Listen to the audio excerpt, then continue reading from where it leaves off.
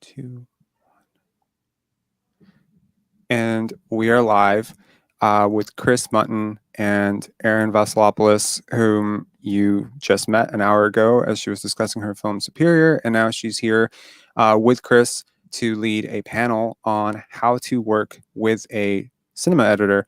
And this topic is very present right now, just given everything that's happened with the Academy. And I think that the goal that we had at Penance when we set this up was not only to highlight the role of an editor and how important that is. Yes, Chris. Nodding. Super important. Not only that, but also to give directors the tools to better understand how to work with editors, so that you're not frustrating them and causing them to have drinking problems. So let's start with a brief introduction about yourself and your work. I think you've both got amazing bodies of work. Chris, let's start with you. Sure. Well, thanks, Robert, for having me on this panel, and it's great to meet you, Erin. And I'm looking forward to seeing your feature. So I started out as an editor back in about 2008. Previous to that, I'd been assistant editing for about 5 years, which is, actually an excellent training ground for editors to observe what happens in the editing suite and to see the mistakes and the things that do work. And then progressing from there, I started off actually in like docuseries, docudrama, reality, competition, which was big at that time, and then transitioned into cutting narrative drama projects, short films and features. And I'm doing some TV work now, and yeah, I'm doing a bit of everything, I guess. Okay. Erin? Nice. Hi, everyone. I'm Erin Vassilopoulos. I'm a filmmaker and sometimes often editor. And I really started editing in film school. I went to NYU, and you kind of have to learn to edit there. And you start off editing your own short film projects. And then I sort of just kept editing or co-editing from there. And I've edited or edited a handful of shorts, and then recently co-edited my first feature, Superior, which is screening at the festival. I have it in my notes right here. Robert, make sure you have minimal rambling from yourself about how much you enjoy their work. So, but it doesn't say no rambling. It says minimal rambling. So I will keep my ramble to an absolute minimum by saying that I have obviously seen your work. Chris, we've worked together, actually sort of worked together on a short where I was a producer, and we had hired you as a director. And from everything that I heard from the director on that film, you were incredible. And of course, saw Easyland with Sanya Zhivkovic. And I think the role of an editor is effectively, I have a very difficult time when someone says filmmaker, the impression that comes to a lot of people's mind is Hitchcock, Kubrick, etc. Sometimes, as I understand editing a little bit more now, I imagine somebody editing a film as a final form of filmmaker, because it's hard to say that a writer is not a filmmaker. It's hard to say that an actor is not a filmmaker. We are all really filmmakers, which makes the Academy's decision to prioritize one element of that process, that incredible collaborative creative process, over another for audience accessibility. I think it sort of dumbs down and misses the point of just how important editors are. So Chris and Erin, of course, my ramble, if you want to see my ramble on how much I enjoyed Superior and how much I enjoy Erin's work and previous work, and she's edited 4 shorts, which she also directed, and then she co-edited Superior with her co-editor, and we're going to explore through this panel the sort of similarities and perhaps juxtapositions and dissimilarities between editing your own work as a director versus working with a cinema editor, and where perhaps we see overlaps. So Chris, how soon do you prefer to get involved, and what's your step-by-step workflow checklist from when you sign on, depending on when that process is, to when you deliver the final deliverables? Okay, yeah, great question. I like to get involved as absolutely early as possible. So for example, with Easyland, I got involved before there was even a script, sort of at the concept stage. So Sonia had been sending me, I think the first thing was just points, like bullet points of what the story might be, just to kind of give me a heads up. And then, evolved into reviewing various stages of the script. It's great to read the script in advance, if that's possible, to have your editor, involved in as the script is being written, as the various drafts are happening, because they're just conversations that come up naturally, and there's questions and things. I like to ask questions about why the characters are developing over the film the way they are, and what particular moments or things will have emphasis versus which things maybe have been hit too many times, what kind of like story beats. And it's just nice to really settle in. That's not always possible to have the editor on board that early, but the earlier the better. And then really it's just about communicating with the team as they come aboard. So the quick rundown would be, I like to hire an assistant editor if that's within the budget as soon as possible. That's super important to have a cohesive team in editorial. So I want the assistant editor on board. It's crucial, and I think the assistants are, the value of what the assistants do can sometimes be undermined or it's not seen, but they really run the room. And what they let you do, if you're a director or producer watching this, the assistant editor is going to let the editor work and edit. Otherwise, they get caught up, in other details, and emails and communication and technical stuff. So it's really fundamental to have a strong assistant there to let the editor do their best work. And yeah, meetings in advance. I will talk. There'll be a technical meeting to go over all the specs of the shoot, to iron out all that stuff. I like to talk to the sound department. I ask them always for room tone. Yep. Just crucial. I use that all the time, and figuring out just how all that stuff is going to be set up. And this is technical stuff, and I won't ramble on too much about technical. But the composer, get on board, get in touch with the composer right away. If there's sketches or things that they've been working on before the film is being shot or assembled, get those things, rather than put a score in from like a well-known film that people may or may not get attached to. You have that like temp love thing. I like to work with the composer as soon as possible and see if there's anything they can give me, even from their previous work, that's going to be in the same ballpark of what they envision composing for the film. And then at least you're closer, rather than having like, some insanely famous soundtrack in there, which I don't think is too helpful. And then talk to the script supervisor. And that's, as an editor, they're your best friend. They're the ones who are going to be translating everything that's happening on set because you're not there, and pointing out various things that the directors found notable, great performances, continuity things. Just it's your summary of what's going on set because you're not there, and you just really having that dialogue between the continuity supervisor, or the script supervisor, and yourself is very key. And then, going through, I prefer to edit while the film is being shot. So that process then becomes the usual process of receiving the dailies. Hopefully you've got an assistant editor who's kind of organizing things in the background, and then looking at the continuity notes, watching the dailies. I watch all the dailies first for the scene. Then I'll sort of go through the dailies and put a very basic assembly together. And that is the first pass. And then I'll move on and I'll revisit those scenes probably many times before the director sees it. Just because it's nice. I find it's nice to kind of get one idea, make notes, and not to over obsess yet, and to come back, sleep on it, come back the next day or a week later and see how the scene is feeling. And you never know how this, if you're on day 3 or 4, the scene is just a scene. It's kind of sitting outside the context of the film, the broader film. But when you start getting close to the end of the assembly, you got to see that scene again. How is it fitting in with all the other scenes that you've now assembled? And so it's good to do many sweeps of the process before you kind of, before you're ready to show anybody anything. And then just, a test screening is important. I think if possible to get some feedback. You want to have, some unbiased, non-friend people comment because friends will tell you it's great.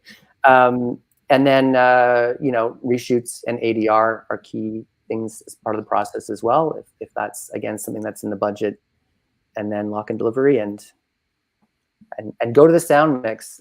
Have your editors come to the sound mix is what I would say, because it's very handy. I'm always finding something that is maybe just that the sound team, not that they missed, but the sound team interpreted a different way, and it's good to have a conversation with that.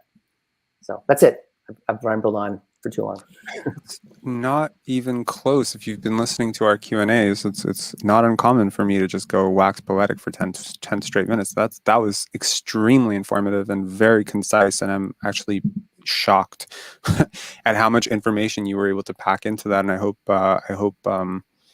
directors who are working with editors clued in on a couple of things that maybe they're not giving their editors breathing room to do. And maybe, the last Q&A we just had with Peter Brunner, where he said that meticulous planning from the director's side allows the pressure to be alleviated from the others. That when the director or the producer, or the director and the producer in some cases, is hyper vigilantly prepared, then there is the room for creative errors and liberation and certain liberties that can be taken. Erin, how has editing your films made you a better director? And are there some situations where directors should not edit their films versus other situations where they absolutely should? And what does your editing workflow look like, and how does it differ from Chris's? Great questions, and thanks again for having me. So yeah, first question, how does editing make me a better director? I think, it's been different on every project, and I'm still processing the feature because it's still like a little bit fresh. But I think I learned a lot from co-editing and also just going into the feature, like thinking about how we were shooting things, and sort of how I thought I would maybe want to put things together. Versus how we actually did end up putting it together.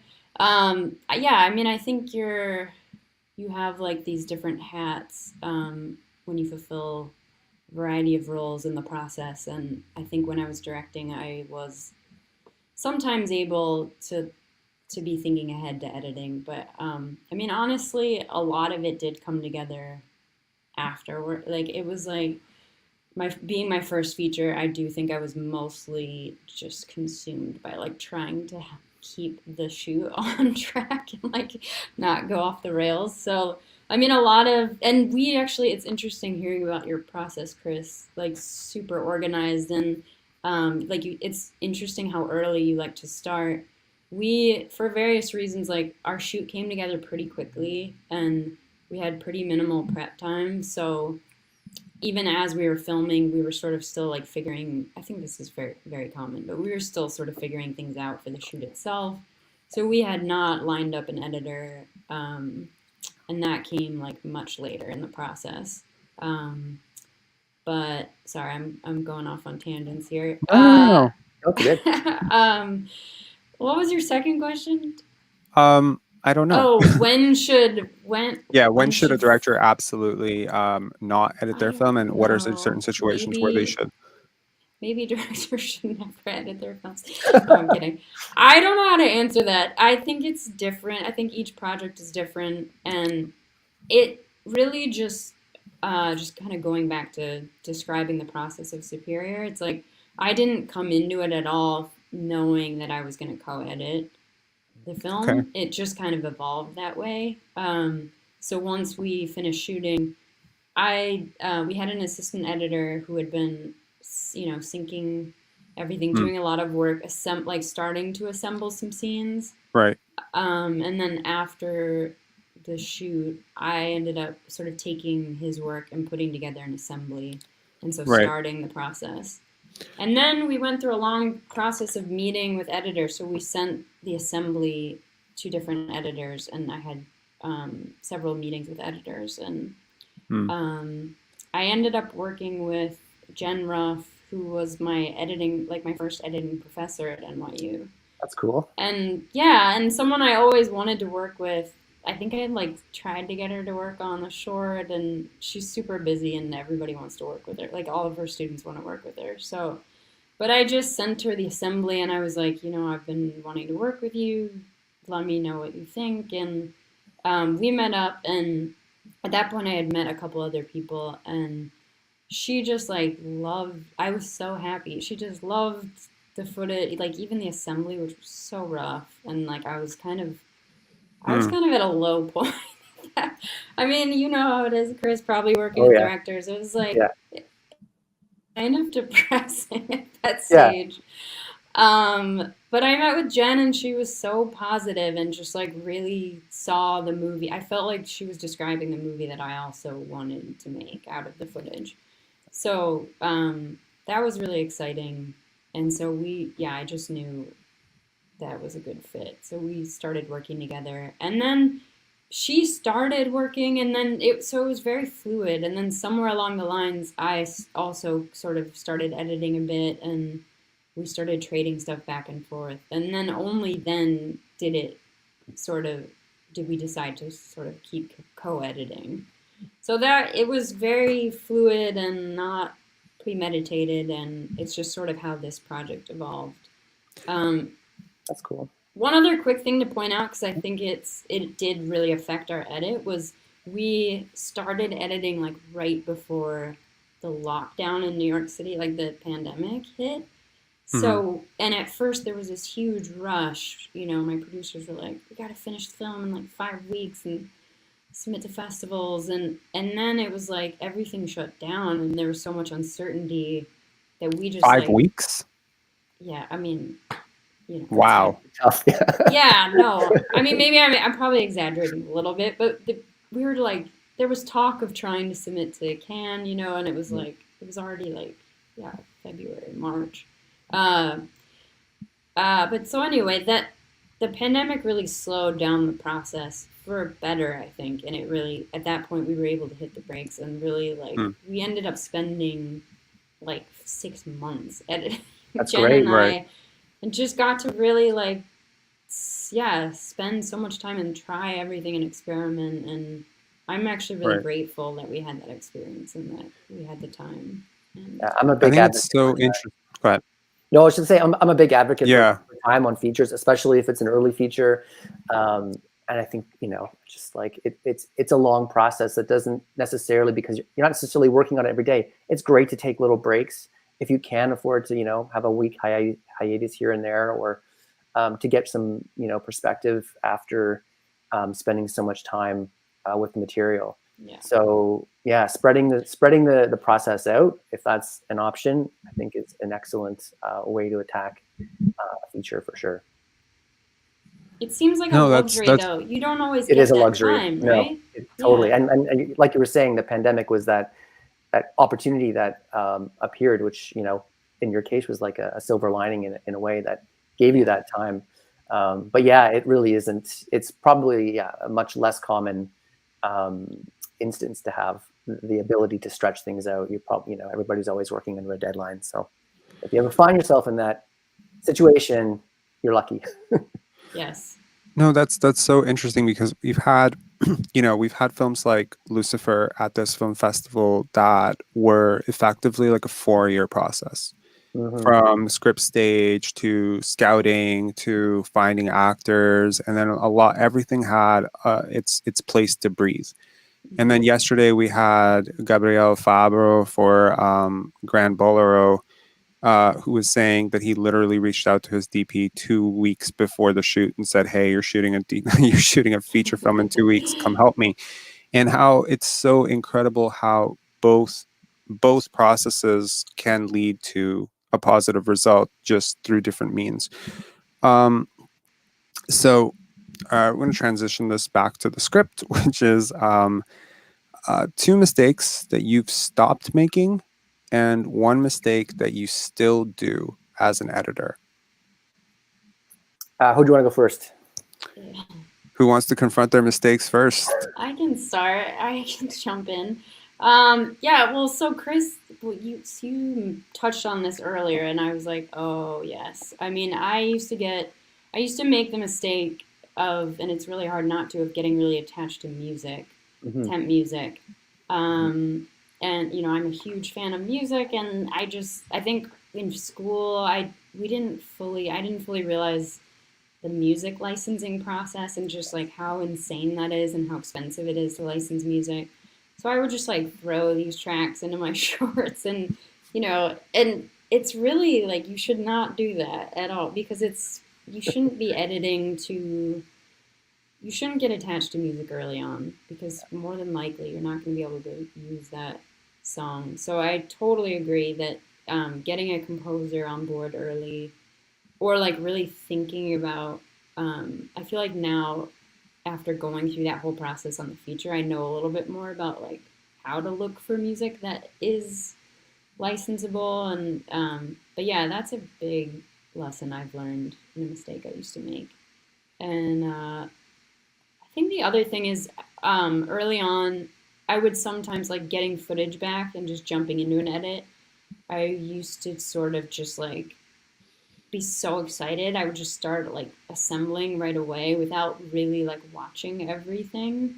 And I think I've over time realized like how important it is to really try to like look at be patient and just watch everything and take notes before jumping into the edit. I think that's something that plagues almost every filmmaker who's ever Yeah. directed and edited their own film, is this concept of getting way, way, way too preemptively attached to a particular shot or a particular performance, not seeing the broader picture of how that might fit into your whole film, and then editing around it. So it's like, okay, well, I'm open to everything, but that angle has to be in. And it's like, okay, well, now the entire film is adjusting to that one decision that you've made without even looking at what else you have. Yeah. And ultimately it's a strange thing. But okay, Chris, same question to you. Yeah. Two mistakes you stopped making, and one mistake you still sometimes do. Okay. So many mistakes to think about. I think doubt one it. of the no, for sure. I mean, I learned a lot. I still make tons of mistakes and wonder why. But one of the things I think I've stopped doing for sure is letting people take a look at things too early. I really insist on having time for myself in the assembly stage. Part of the advantage of having an editor assemble the camera is, of course, to be able to look at things very, quickly. If there's a particular scene, sometimes I'll send something just one scene out rough if it has to do with continuity or there's a performance issue. And that is an advantage of having the editor working alongside production, is if there's sort of an emergency situation that pops up. And that can be even the editor who sees something and says, I think, we might, while you have that location or that actor, you might want to take a look at this and maybe work a shot in tomorrow to pick up. But sorry, getting back to my point, in terms of the whole assembly of the film, I insist on having that time by myself to learn the footage, to really get familiar with the footage, and then to have at least 5 days by myself after principal photography to tweak. Sometimes I'll be doing things like adding some sound effects to really like create something that is really watchable and does the film and the director's work justice. And people are really anxious to see what's there. Like the day after, maybe there's a day where the director needs to sleep all day, right, to recover from the shoot. But then the day after, they're emailing you like, when can I come in? When can I come in? And I have to have at least 5 days for that. So I'm pretty strict about that now. And then, an important thing to do, when I was younger, I would try to fix problems and hope that I would be a little bit more shy about speaking up. And it's really important, if you're editing a film or any project, to communicate. And if there's anything that's a problem, I used to try to fix things sort of on myself. Oh, I won't bother people. I'll just like work on it, and it won't be noticed. I'll fix it in the edit suite. But honestly, always speak up. If there's the slightest thing that is a red flag, communicate that to the entire production team. Communicate that to everybody, because it only helps. It will only help lift the project, and you'll be surprised how quickly things can be fixed once the other creatives get involved, and Absolutely. And there's a recurring theme throughout Penance, which is about being honest, trying to be honest, not trying to be honest, just being honest. There's not an active effort to be honest. You just be honest about things and open up. And it's so often that, there's a situation on set where there's a baked in expectation that the director must have all the answers. And if that director or editor, there's a, as I said, that baked in expectation then lends itself to a feeling by the person who's being asked the question that I must produce an answer lest I be considered incapable, stupid, unprofessional, etc. But then the openness to saying, I don't have an answer for you right now. I don't know why the room is blue. I don't know how these two scenes are going to come together. It not only allows you to honestly connect with the other person who's asking the question, but then it opens that question up to interpretation by everybody else, through whom, very likely, as you alluded to, you will actually find an answer. I didn't start that ramble out where I thought it was going, but it ended up going where I was hoping it was going. So that's great. You circled back. It's important. I brought it back.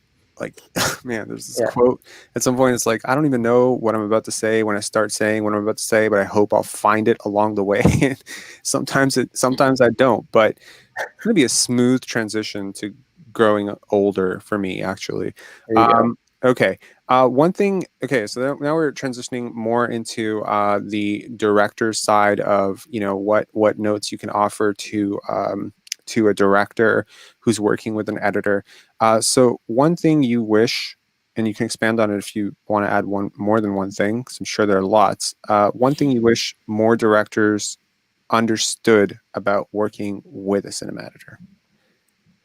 I could jump in, and I guess with a couple of things. I think we've already touched upon this a bit earlier, but starting an editor, being involved in the process as early as possible.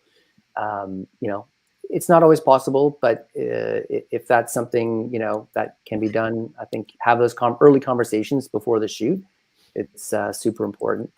Not rushing the process. It's the third writing of the script in a sense, right? And so that deserves some time to really to give that process the weight it deserves. And I think festival deadlines are a bit of a nitpicky thing with me. I know they're really important, and there's a whole strategy behind every film. But consider, if there's a really tight deadline for a festival, consider pushing it. I think in the long run, in terms of what I've experienced, seeing this happen several times, I've seen some films get rushed and not put their best foot forward. So as tough as it is, just make sure that you're giving a good amount of time, like ideally 12 to 14 weeks for a feature film, to really give the editing process its due course. And then, one thing that as a general overview in terms of what when you're working with an editor, is to think conceptually about the stories and the arcs, and to not be too specific. Even if you are somebody who, if you're a director who understands the technical editing process, I've had some people come in with time codes and I'd like to try the shot from this time code to this time code, and I'm like, that's not the way you. It's not a very good way to converse with an editor, because really you want to be talking about concepts in the scene. The type of notes that you should be giving would be more like, I'd like to see this character's reaction a little more intense or less intense, and focus sort of on what you're seeing on screen, as opposed to looking at a timeline. At directors on this is on a first project, staring at the timeline, looking at the timeline, being like, I think we should move that over here. I'm like, don't look at the timeline. Just we'll play the scene and have that. So those are some mistakes that people maybe not realize that are, they're not the ideal way to work with an editor. So the editor's your collaborator. They're an artist and in some respects a filmmaker as well. So just have those conversations that work that way.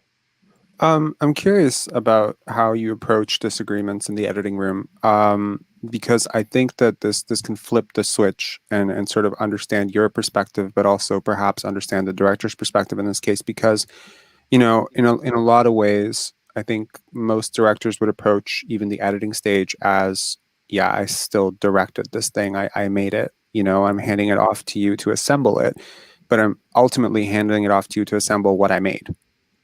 Sure. Right. And so I might have some specific ideas about how I represent a certain scene or an attachment to certain characters being framed in a certain way, or the pacing of the film being how I wrote it in the edit. And so one of the things that I've heard is conventional wisdom, and I'm curious to see if you agree with it, disagree with it, or have additional input on it, is to allow the director to make their own mistakes, to so as to not break that trust right away. Because there's definitely going to be a case where you're going to make a suggestion to a director, I think, and that suggestion is not going to be met well. They're going to say, no, I don't like that.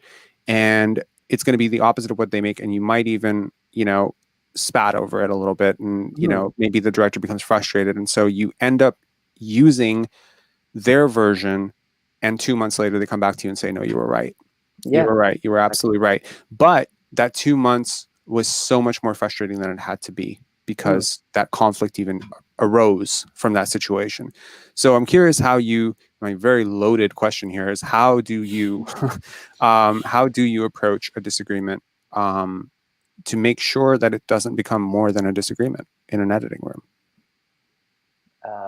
Yeah, I mean, carefully, I guess, but I think that, in a good relationship between a director and an editor, that you will build trust.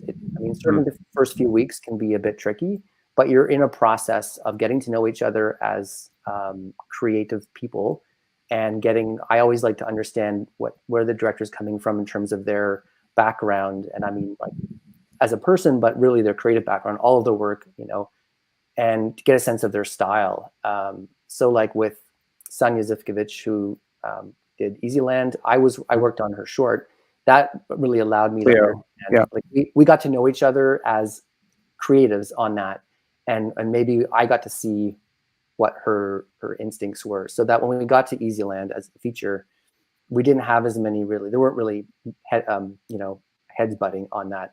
I think I could anticipate to some degree what kinds of things she liked, and certainly when we did disagree on stuff, the resolution part was a lot easier. But ultimately, it's the director's film.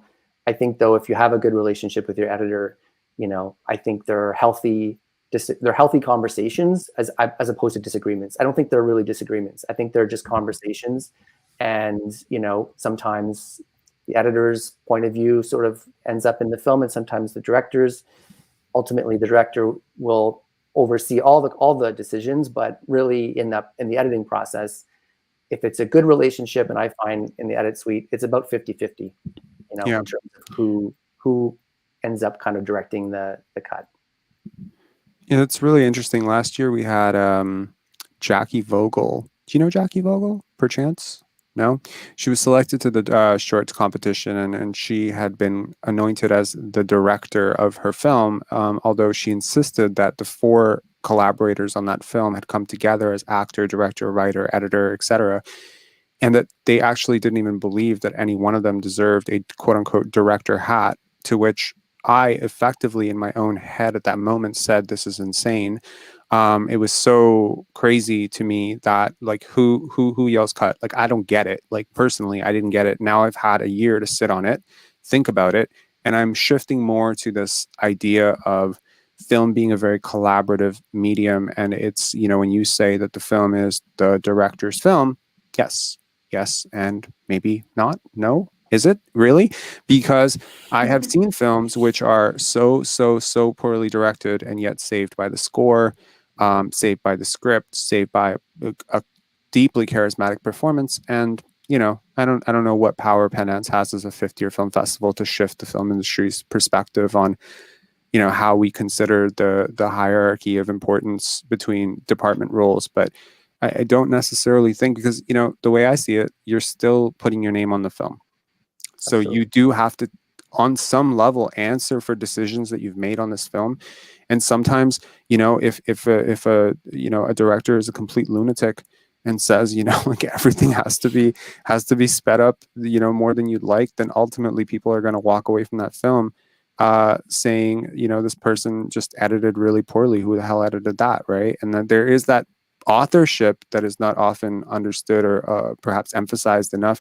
It's the same thing with actors. I often tell actors, you know, there's a sense of vulnerability to your performance, because you're putting your face and body in the hands of somebody who may or may not have a very different interpretation of what a good performance is.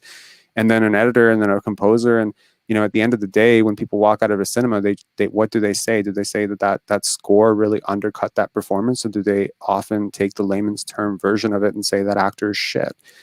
Right? They usually say the actor is shit, but change the timeline just a little bit, select a different take, choose a different angle. The actor's great, you know? So, yeah, I rambled. So good. I'm actually curious, Erin, about your process working with like co-editing as a director who works with edits her own work, but also works with other editors. How that collaboration works out. Yeah, I mean, it was a lot of fun, and just thinking about disagreements, and I mean, we didn't have a whole lot, and I mean, I think just piggybacking off of everything you're both saying, I think if a director's going to edit or going to be involved in the process, it's super important to be very open and like really just sort of shift gears, switch your mindset, and forget some of what happened during the shoot and really be open to like trying things and really just like turning over all of the footage. And um, yeah, and I don't know, it's I can speak to that a little bit. I don't know, Jen says I was very open in the process. I really tried to be, and I think we did experiment a lot. Like the film is somewhat linear just in how it builds. So there was, you know, like the spine couldn't be totally reordered, but within that, there's a lot of like dream sequences and things that could be shifted around. And we really did do quite a bit of work and in the edit. And also, like I was mentioning to Robert earlier, the opening of the film changed a lot in the edit. So like the very first scene really uh, just completely changed from how we had written it to how it ended up in the film for the better. And I was very excited about that. And that was something Jen found just by like experimenting and juxtaposing. That's cool. Footage from different scenes that, you know, weren't written that way. So yeah, being open, being patient, hopefully having time. And I'm curious to ask, just if you don't mind, Chris, have you ever had issues with, we've talked about like director, editor, but have you ever had issues with like producers? Because they also have a big say sometimes in the edit. And I'm like, just curious, having just done this once, like how that that's gone. That's a great point. Because it often isn't like fully I mean, hopefully it's like director editor's decision, but there's also sometimes these other voices, that absolutely, obviously more on the have a big television say. side. Mm-hmm. But in the features I've worked with, most of them have been publicly funded by Telefilm Canada and Canada Council for the Arts, and a lot of them have been early features. So like either a director's first or second feature. One of them was actually like privately funded by the writer or director person themselves. So luckily, like those funding agencies are fairly hands off, especially in the programs that are catered to, you know, first or second features, which is great because it's nice to have that freedom. It allows this emerging artist to have, you know, their voice come through, you know, unfiltered, really. So yeah, we didn't have a lot of interference from Telefilm at all on Easyland or Porcupine Lake. It was Harold Greenberg Fund. Like, so we were lucky in that sense. Definitely when I'm working in television, it's a whole other side. And you've got broadcaster notes, and producers are heavily involved.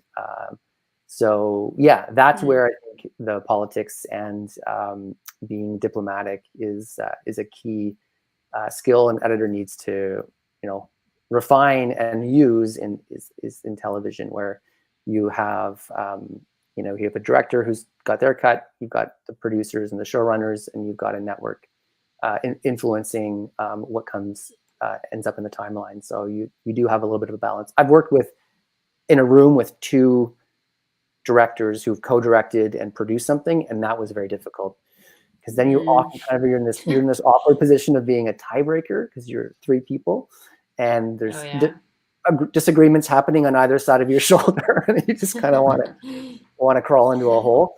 Oh my gosh. If there are any filmmakers watching right now, I'd like to invite you to ask questions in the comments below. I'm just going to put a little post out right now to anyone who's out there watching. We do have a question here already, which is from Michael, which is best book recommendations, I guess, on editing. That's interesting. Yeah, sure. Or just random book recommendations. Someone say a Daniel Steele novel. What I'm reading recently. That's a good question. There's the Art of the Cut, but I think the Conversations is a great book. It's Michael Ondaatje speaking with, and I'm like totally blanking, but it's a whole book about the process of cutting, and it's about the editing of The English Patient. So Michael Ondaatje wrote the novel, and it was made into, of course, very well-known film. So it's sort of looking at the translation from novel to film, and Michael Ondaatje had a particular interest in how that film was cut. And so he speaks with the editor. I'm killing myself for not remembering the name of it, but it's like famous. But anyways, it's a really cool book, because it is a conversation, and a lot of interesting processes, I think, come out. Erin, any book recommendations? I actually am thinking, and I haven't read a lot of books on editing, to be honest. More on screenwriting, directing. I don't have any recommendations off the top of my head. Okay, I'll offer a recommendation for viewers, and it's actually a little bit of a shout out to a friend of mine who's written an incredible book on editing. I promise I would never ever use Pendants as a means of plugging someone just because I'm plugging them. It's actually an incredible book, and it's been very, very well recommended and circulated throughout. And I'm surprised. I wouldn't be shocked if both of you have at least come across, and it's called Between the Scenes, by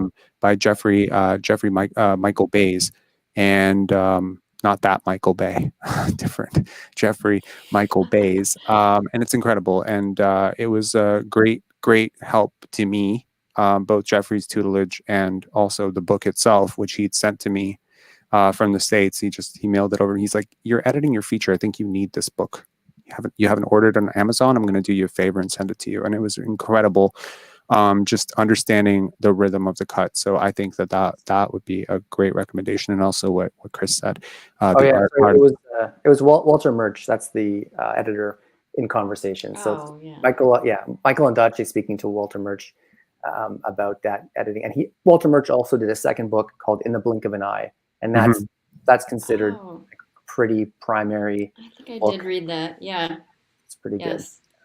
Michael also asked, I don't know about this one, but shorts or features, what's harder and why? I mean, softball question. Come on. No offense, Michael. Okay, that's soft. But I think that sometimes these softball questions can sometimes I highly intellectualize things a little too much. And sometimes people are really wondering if there's a complication that perhaps makes shorts harder than features. So I'm curious, like Chris, you did Clio, which was then effectively adapted into Easyland. And Erin, you did Superior, which was adapted into Superior, which is interesting because you're both editors technically who adapted feature. So can you compare and contrast and just say perhaps what was more difficult for you, Chris? Sure. I mean, I'm tempted to say the feature would be kind of the obvious answer, only because I think the reason is because there's a lot of weight and pressure that the director is going through on the feature, just because it's scaled up. There's more obviously costs involved, but they probably saved a lot of favors and the development time that is taken to get the project off the ground. Because of that pressure, I feel like it's part of the editor's responsibility is to be a bit of a therapist and guide the director through this, what could be a very sort of stressful time in their life, because they really need to make the best film they can. And I'm sure Erin can speak to this as a director, but basically because of that added pressure, I think it does make the process a little more difficult. Whereas in the short, I don't know, there's a not little as bit much at stake. Yeah, exactly, not as much at stake, and it's kind of like a way to learn. I mean, I think I'm not a director, but I think it's a way to make a few mistakes in the learning process, and in preparation for doing your feature. Like it's a learning, it's almost like a university course, and you come out of that, and now you go, well, I'm not going to do X, Y, and Z for my feature. Hope, right? Okay. Yeah. I think also to add to that, just duration, like with a feature, you're thinking about the audience watching something that's an hour and a half to 2 hours.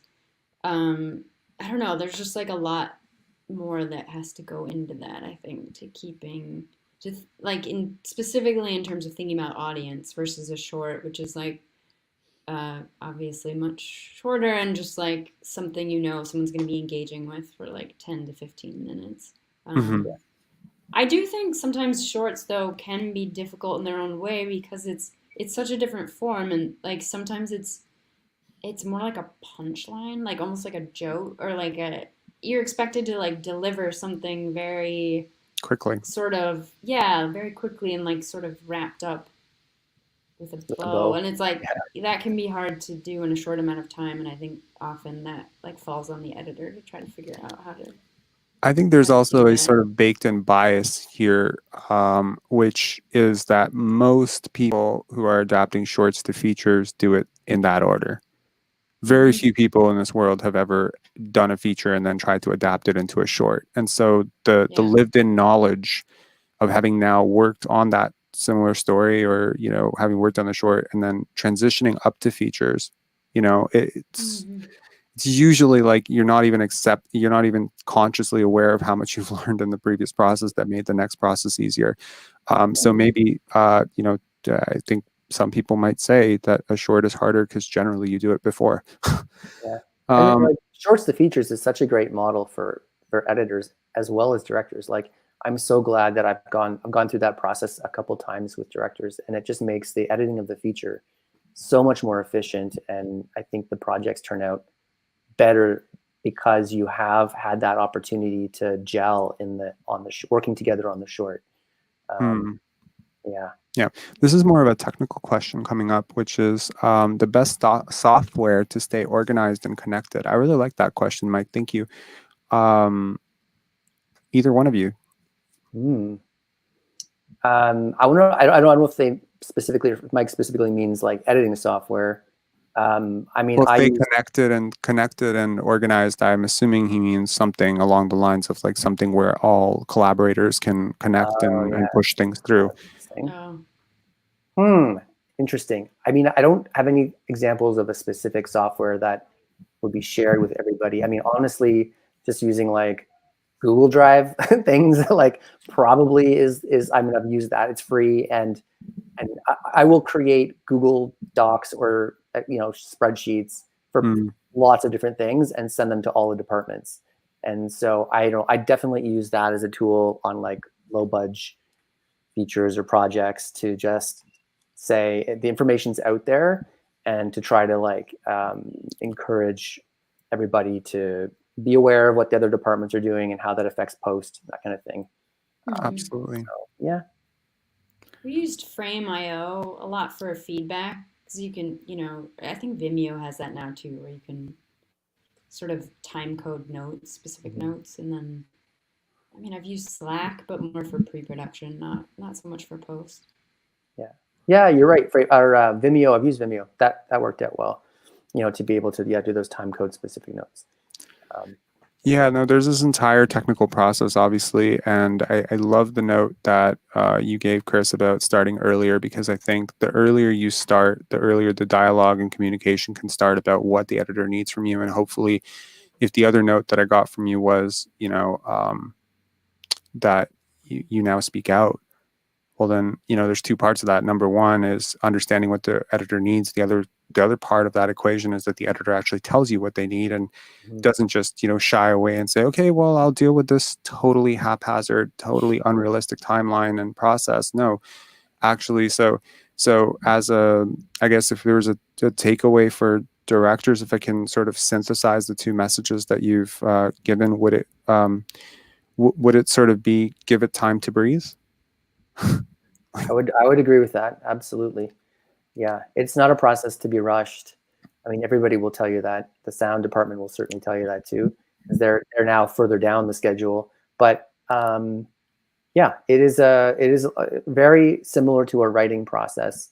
And it's translating I was listening to a very well-known editor speaking at the Edit conference recently, 2 weeks ago, that the CCE did. And she was saying, it's a translation. So you're translating something that is now going from, words into visual, and that process needs time, because it's translation's it's a difficult process, whether you're translating two languages or, in this case, an idea to visual format. So, absolutely, it's a process of discovery. I like that. That's a good description. So we have unfortunately run out of time, and so many of these Q&As is a lesson for me learning next year is don't put these back to back, because there have been so many conversations that have gone to about 57 minutes, and I'm like, 10 minutes more. So this whole philosophy of don't rush the process, it's also, it goes beyond editing. It also goes to festival scheduling. So notes to me. Thank you both so much. I really do hope that those who listen to this and those who watch this perhaps later and throughout the life of its existence throughout YouTube, that there can be a ripple effect of perhaps directors empowering their editors and enabling their editors to do their jobs in the best way possible, because as I think most directors would hopefully realize over some period of working with people, is that there's a version of everyone that you can get based on who you are and how you treat them. And empowering and enabling people is what people who consistently make good films tend to do. So thank you so much for being part of Pendance this year. We're really honored to have you, Erin, in two capacities. Chris, in this capacity. I know you were an attendee in 2019. I remember. Sure. Yeah, so it was really nice to have you both. Well, thanks, Robert. Thanks so much. Great to meet you too, Erin. Nice to meet you too. Take care. I'm going to end the broadcast right now.